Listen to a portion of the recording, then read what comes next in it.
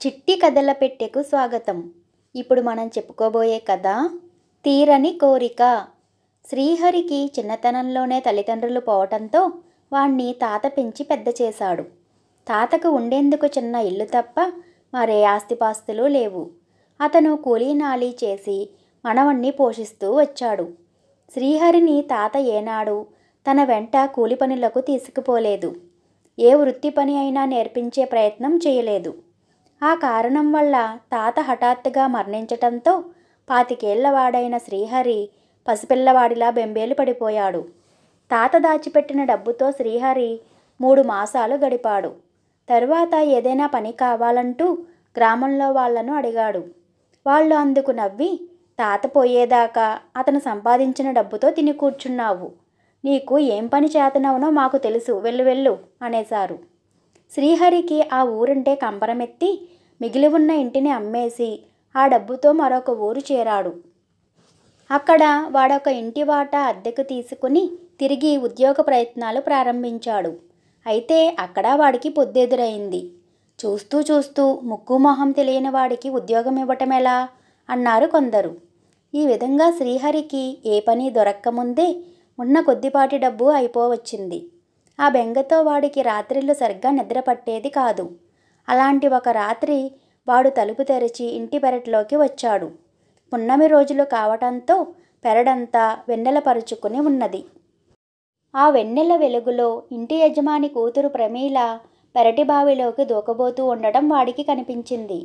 శ్రీహరి చప్పున పోయి ఆమె చెయ్యి పట్టుకుని, ఇదేం పని, నీకేమన్నా మతిస్థిమితం తప్పిందా అన్నాడు కోపంగా. ప్రమీల వెక్కి ఏడుస్తూ తన కష్టాల గురించి వాడికి చెప్పింది. ఆమెకు తల్లి లేదు.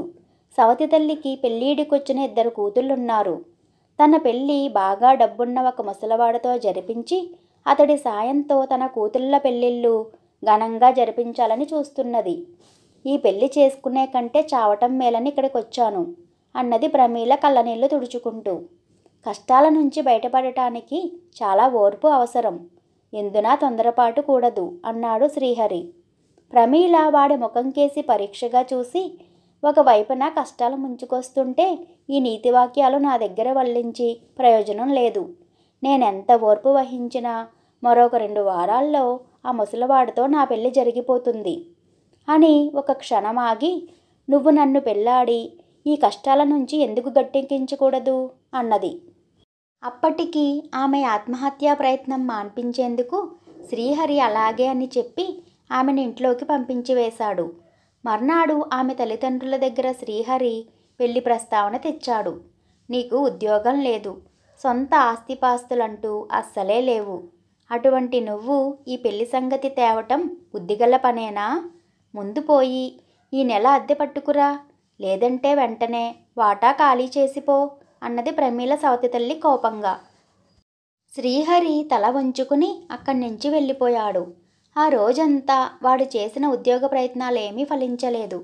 దానితో ఇంటికి పోవటం ఇష్టం లేక శ్రీహరి చీకటి పడే వేళ ఊరికి దూరంగా ఉన్న చిట్టడవికి పోయి ఒక చెట్టు కింద పడుకున్నాడు. కొంతసేపటికి వాడికి చిన్న కునుకు పట్టింది. అర్ధరాత్రి వేళ దాపుల్లో పెద్ద ధ్వని కావటంతో శ్రీహరి కళ్ళు తెరిచాడు. ఎదురుగా ఒక ముసలి పిశాచం. ఇంత రాత్రివేళ నా బోటి అతి భయంకర పిశాచాలు సంచరించే ఈ ప్రదేశానికి వచ్చిన నీ ధైర్యాన్ని మెచ్చాను. సరే, ముందు అక్కడి నుంచి లే. అది నా స్థలం. ఇక్కడ తప్ప మరెక్కడా నాకు నిద్రపోబుద్ధి కాదు అన్నది ముసలి పిశాచం. అన్ని విధాలా విసిగిపోయి నిరాశలో ఉన్న శ్రీహరి పిశాచాన్ని చూసి, నీకన్నా భయంకరులైన మనుషుల మధ్య బతకలేక ఇక్కడికి వచ్చాను. నీ స్థలంలో పడుకో, నేను మరొక చెట్టు కిందకి పోతాను అంటూ లేచి నిలబడ్డాడు. ముసలి పిశాచం వాణ్ణి ఆగమని, మనుషుల్ని గురించి హీనంగా మాట్లాడేస్తున్నావు, ఇంతకు నీకొచ్చిన కష్టమేమిటి అని అడిగింది. శ్రీహరి తన సంగతంతా పిశాచానికి చెప్పి, ఎంత కాళ్ళా వేళ్ళ పడినా ఎవ్వరూ ఉద్యోగం ఇవ్వలేదు, నిజాయితీపరుణ్ణి ఎవ్వరూ నమ్మరు అన్నాడు. ఆ మాటలకు పిశాచం బిగ్గరగా నవ్వి, నా కాలంలోనూ లోకం తీరు అంతేరా అబ్బి, దిగులు పడకు, నీ కష్టాలు నేను తీరుస్తాను అంటూ వెళ్ళి చెట్టు త్వరలోంచి ఒక చిలుము పట్టిన రాగి ఉంగరం తెచ్చి, ఇది నీ వేలుకు పెట్టుకుని ఎవరిని ఏమడిగినా మారు మాట్లాడకుండా ఇచ్చేస్తారు. అయితే ఒక సంగతి గుర్తుంచుకో, దీని మహిమ 3 సార్లకు మించి పనిచెయ్యదు అని రాగి ఉంగరాన్ని శ్రీహరికి ఇచ్చి తెల్లవార వస్తుండడంతో మాయమైపోయింది. శ్రీహరి ఉంగరాన్ని వేలికి పెట్టుకుని ఊళ్ళో అందరికన్నా పెద్ద వ్యాపారి దగ్గరకు పోయి, నాకు మీ దగ్గర ఉద్యోగం కావాలి అన్నాడు. అంతకుముందు శ్రీహరిని నా దగ్గర ఏ ఉద్యోగం లేదు పొమ్మన్న వ్యాపారి ఈ ఉంగరం మహిమ వల్ల ఈరోజే వచ్చి పనిలో చేరు అన్నాడు. శ్రీహరి ఆ సాయంత్రం ప్రమీల సవతి తల్లితో, నాకు ఉద్యోగం వచ్చింది, ప్రమీలనిచ్చి పెళ్లి చెయ్యండి అన్నాడు.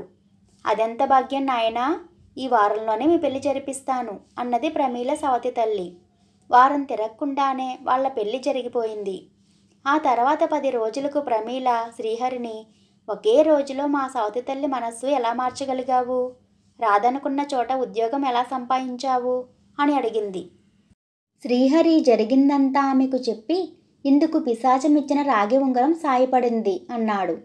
రాగి ఉంగరం మాట వింటూనే ప్రమీల కెవ్వుమని అరచి కింద పడబోయింది. శ్రీహరి ఆమెను పట్టుకుని, ఏం జరిగింది అని అడిగాడు.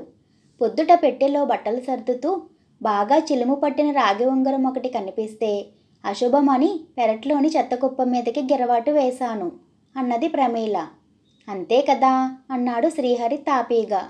ఆ మాటకు ప్రమీల కోపం తెచ్చుకుని, అంత మహిమగల ఉంగరాన్ని దగ్గర పెట్టుకుని, నువ్వు 2 మతిమాలిన కోరికలు కోరావు. నా సవతి తల్లిని పెళ్లికి ఈ ఇల్లు కట్నంగా ఇవ్వమని అడగవలసింది. ఆ వ్యాపారిని ఉద్యోగం కాక వ్యాపారంలో వాటా ఇవ్వమని అడగవలసింది. ముందు ఆ ఉంగరం వెతకాలి అంటూ బయలుదేరబోయింది. శ్రీహరి ఆమెను ఆపి, ముందే చెప్పానుగా, ఎవరు ఎన్ని వరాలు ఇచ్చినా మనకు ప్రాప్తం ఉన్నవే మనకు దక్కుతాయి. మనకు ఇంతకు మించి ప్రాప్తం లేదు కాబట్టే నువ్వు ఆ ఉంగరాన్ని పారేశావు అన్నాడు. దానికి మరొక కోరిక తీర్చే మహిమ ఉన్నది, వెతికి తెస్తాను. ఈసారి నువ్వు దాన్ని వేలికి పెట్టుకుని మన జమీందారును సగం జమీ ఇవ్వమని అడుగుదువు గాని అని ప్రమీల దీపం వెలిగించుకుపోయి చెత్తకుప్పలో వెతికి ఉంగరాన్ని బయటకు తీసింది. తరువాత ఆమె ఉంగరాన్ని తన వేలికి పెట్టుకుని, జమీందారును అర్ధ జమీ ఇవ్వమని కోరటం నీకిష్టం లేనట్లు ఉన్నది. ఆయన దగ్గరకు నేనే వెళతాను, సరేనా అని అడిగింది. అలాగే అడుగు అంటూ శ్రీహరి పెద్దగా నవ్వి దాన్ని తిరిగి చెత్తకుప్ప మీదకి విసిరేయి. ఉంగరం పెట్టుకుని నన్నొక కోరిక కోరావు, సరేనన్నాను. దానితో ఉంగరం మహిమ పోయింది, తెలిసిందా అన్నాడు. ఉంగరం మహిమ పోయిందని గ్రహించి ప్రమీల కలనీళ్లు పెట్టుకున్నది. శ్రీహరి ఆమెను ఓదార్చుతూ, తృప్తి లేకపోవటమే దుఃఖానికి కారణం. 20 రోజుల క్రితం నాతో పెళ్ళి అయితే చాలు, మరే కష్టం లేదనుకున్న దానివి. ఇప్పుడు ఏదో తీరని కష్టాల్లో ఉన్నట్లు కంటతడి పెడుతున్నావు అన్నాడు. భర్త మాటల్లోని సత్యం గ్రహించిన ప్రమీల, నా అజ్ఞానం దురాశ చూస్తుంటే నాకే సిగ్గవుతున్నది అంటూ కళ్ళనీళ్లు తుడుచుకున్నది. ఇక తర్వాత మనం చెప్పుకోబోయే కథ వృత్తి ధర్మం.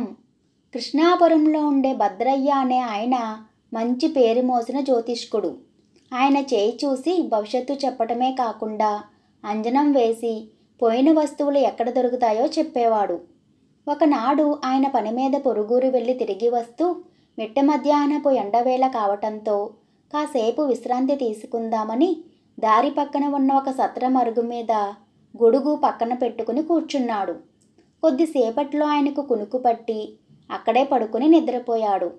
మెలకువ వచ్చేసరికి సాయంకాలం అయింది. వెంట తెచ్చుకున్న గొడుగు కనిపించలేదు. భద్రయ్య గ్రామాధికారి దగ్గరకు పోయి గొడుగు పోయిందంటూ ఫిర్యాదు చేశాడు. గొడుగు ఎక్కడ ఉన్నదో తెలుసుకోవటం మీకేం కష్టం కాదు కదా, అంజనం వేసి చూడండి అన్నాడు గ్రామాధికారి చిరునవ్వు నవ్వుతూ. అలాగే చేద్దును, కానీ నేను అంజనం వేసినందుకు 2 రూపాయలు తీసుకుంటాను.